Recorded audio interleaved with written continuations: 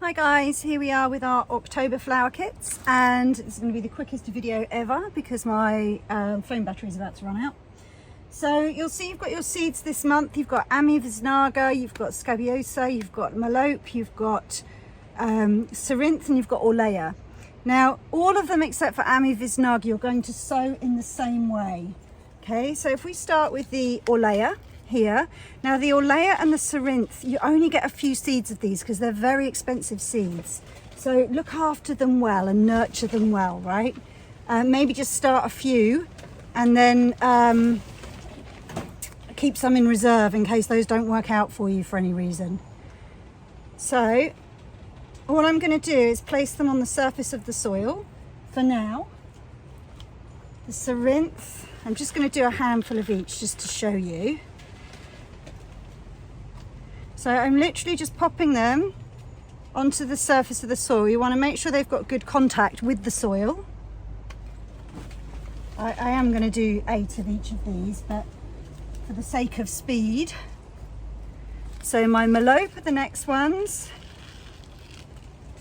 And again, with each of these, I'm just putting 1 in each module here. This is a 40 cell tray. You can get these at your local garden centre or on Amazon. Just search for a 40 cell seed tray.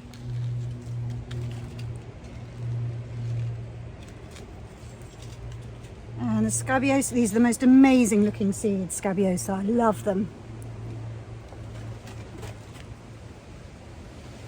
Just going to pop them in here.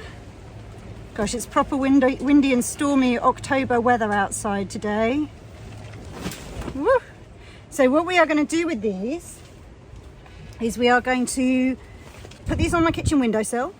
We're going to wait till they start to grow, till they germinate, and then we'll put them outside in a greenhouse or a cold frame or a white plastic box, right? Anything that just gives them a bit of shelter from the elements. And we'll grow them on. When they get a bit bigger, we'll pop these out and put them in 9cm pots. We'll do that together. And basically going to grow them on under shelter all winter long.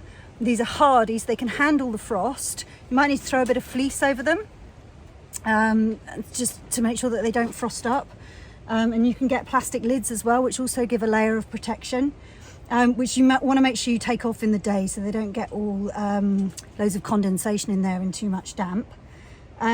And then what we will do is we'll plant them out into the garden when the soil starts to warm, which is around the last week of March next year. So you've got to keep them alive all winter. But they're pretty tough plants, so you should be all right. So what you're going to do with these ones now, I haven't sown the Ammi Visnaga yet, I've left those, is you just want to, the instructions are on the back of the packet, is just to gently cover these seeds. I've got a bit too many lumps and bumps in here, I should sieve this. That'll learn me. And then I'm going to press it down to make sure that the soil has contact with the seeds. And then I'm going to very gently water this with a kiddie's sippy cup, right, or sports cup, just to make sure that this soil is damp but not, is moist but not damp. Okay, and then with the Ammi Visnaga, I'm going to do a similar thing.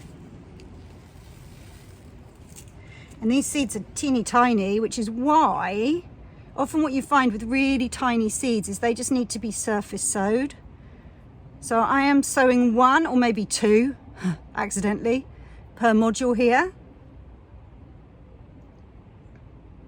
And you just leave those on the surface. So again, you want to press them into the soil, but you want to make sure that they've got some light because they need light for germination.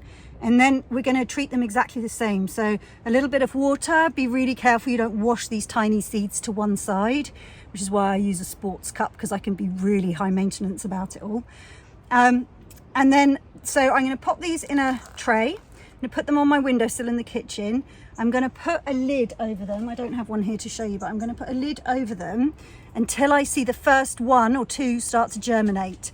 And then I'm going to whip that lid off and I'm going to get them outside into a sheltered spot where I'm going to sing to them, look after them and grow them all winter long.